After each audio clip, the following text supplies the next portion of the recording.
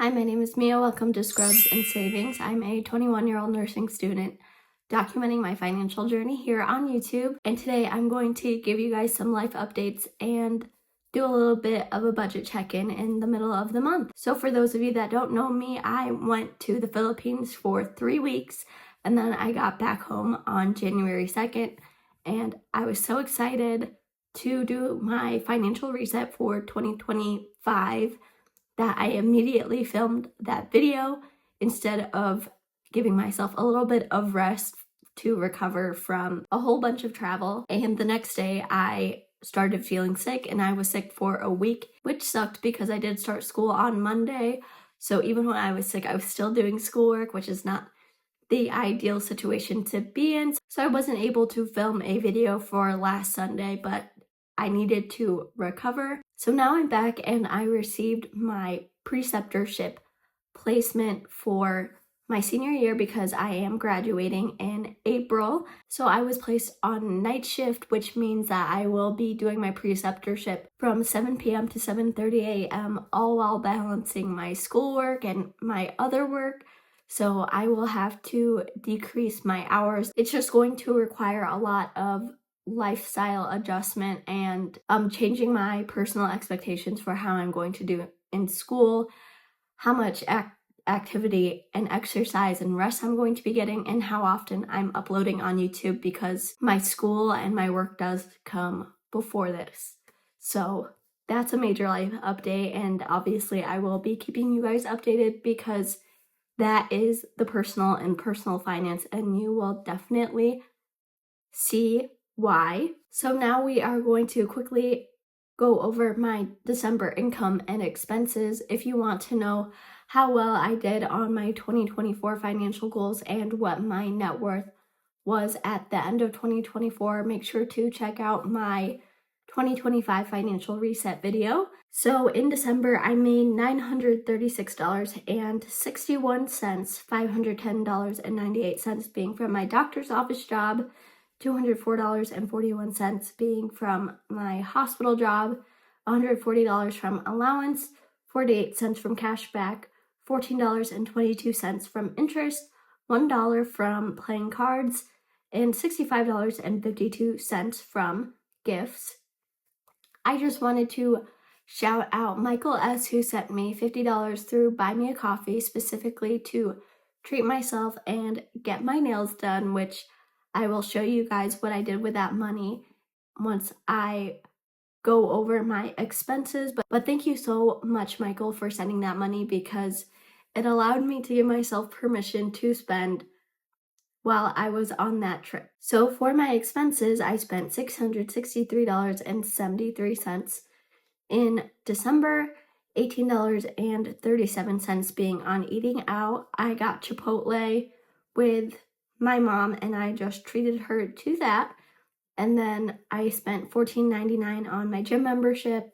I spent $36.03 on clothing specifically for the trip to the Philippines. I got 3 pairs of shorts and 1 sundress, which I think I definitely got my bang for my buck because I got all of those secondhand, which obviously makes purchasing clothing a little less expensive because it has been used. I spent $38.14 on a couple of hair products. I spent $42.85 on gifts. As for the car, for some reason, my November payment came out in December, so I spent $280 on the car. I spent $42.08 while I was in the Philippines. I use the budgeting software. You need a budget for budgeting my paychecks and tracking all of my spending. So I have the $42.08 that I spent in the Philippines right here. So I spent $3.53. So I got some coffee and a snack. I spent $11.04 on a couple's massage with my boyfriend, and we also treated ourselves out to lunch a couple of times while we were in Boracay. I spent $1.85 on the best butterscotch in the world, and then I got a few more lattes, and then we got a cream puff while we were in Manila. So I think $42.08 is a pretty good amount to spend while on vacation.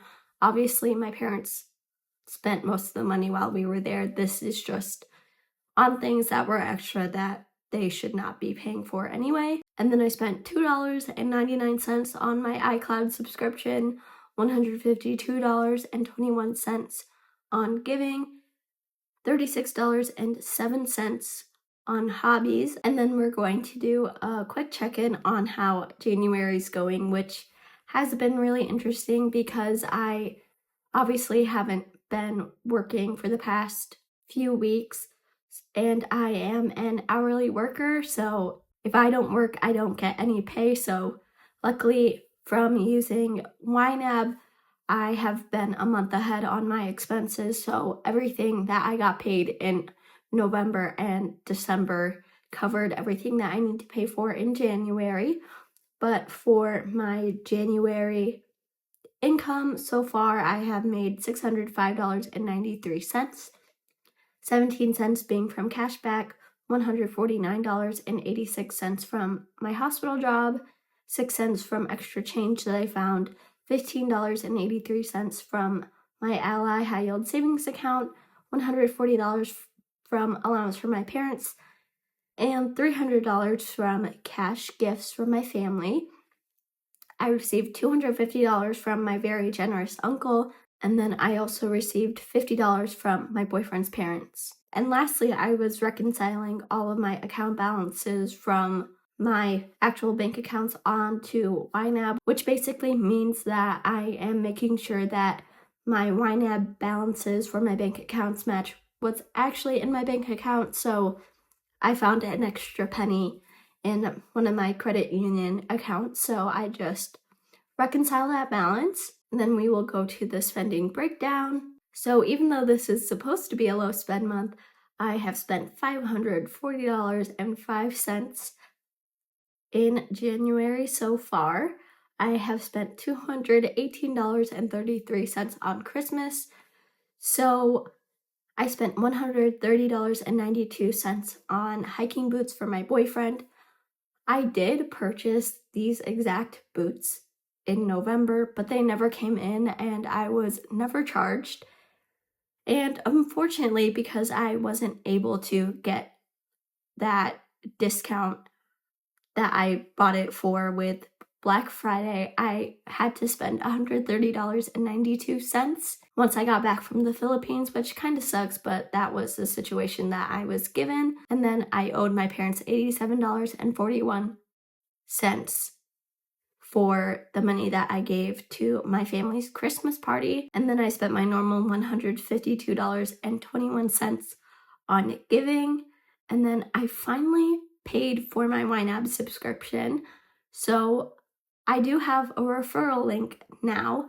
So if you want to try out this budgeting program, which I highly recommend, I do have a referral link down below that will give you an extra 34 days on top of the 34-day trial that YNAB gives new users.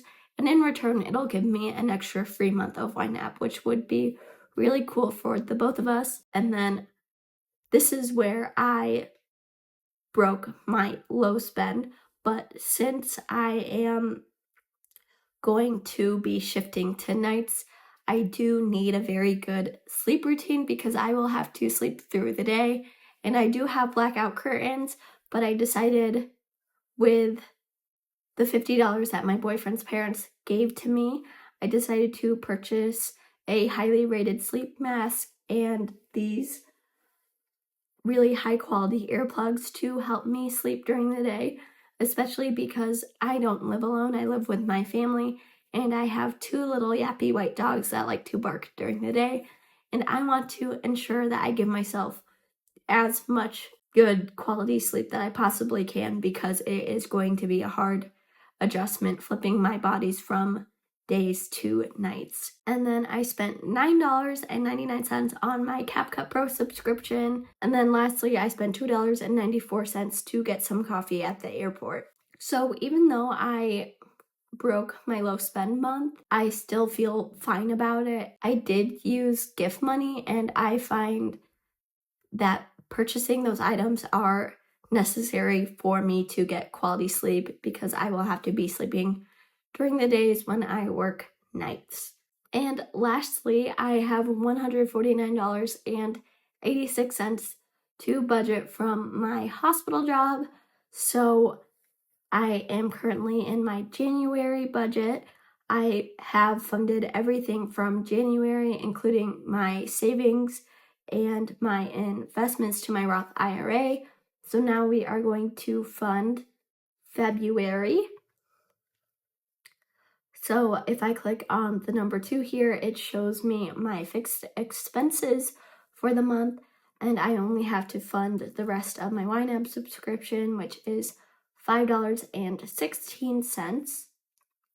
And then we will go into my fun category, and I think that with the new shifts in my schedule, I am going to allow myself to spend more money in the month of February, and it's nice to do things, and I am young and I should be having fun, even though it will be difficult to make plans with my friends because we're all on nights and different schedules, and it's just not the ideal situation to be in socially, but we will do our best. So I think I'm going to halfway fund all of my fun categories. So I will do $32.50 towards gifts, especially because Valentine's Day is coming up, $10 towards eating out, $7.50 towards activities, $17.50 towards beauty, $10 towards clothing, $12.50 towards date night, and $2.50 for entertainment. And I still have $52.20 left over, so we're just going to keep filling these up before I start pre-funding my February savings categories. So I will send another $32.50 towards gifts, another $10 towards giving, $7.50 towards activities, and with these last $2.20, since I can't fill up any of these categories, I'm going to move on over to January, and I am trying to do a wish farm again because I am horrible at letting myself buy things, and even though I know that I need a sleep mask and earplugs to get good sleep when I am switching to nights, it was still a hard decision for me, even though it should be a no-brainer to purchase things that will help me get better sleep. So we are trying a wish farm again. Right now, I currently have a diffuser in there as well as new shoes for work. So I'm just going to send the last $2.20 to getting a diffuser. That's it for this budget check-in video. Thank you for watching this video all the way through. If you did, please like and subscribe, and I hope to see you in the next one. Bye, guys.